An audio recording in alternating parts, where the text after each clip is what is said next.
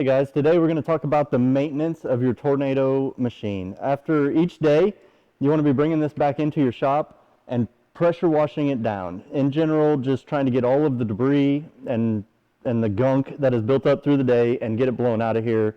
It'll help save your parts and pieces from wearing out as fast.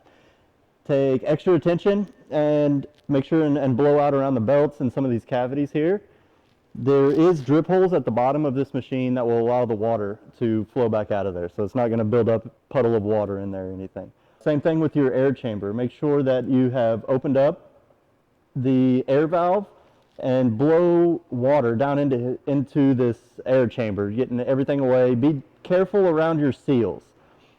You make sure not to get the pressure washer too close to these rubber gaskets or it will cause damage. You'll have to reseal it with the sealant and put a new gasket on if you cause any damage there.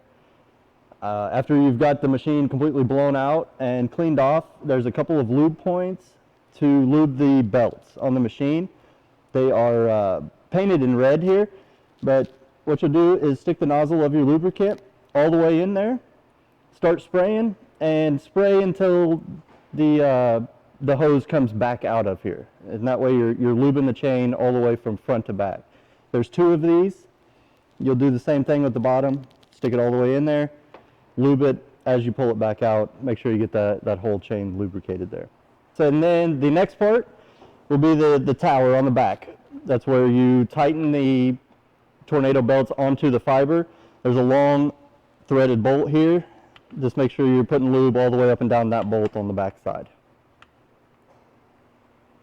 For more information about the maintenance, please reference page 35 of the user manual to get the weekly, monthly, and daily maintenance schedule.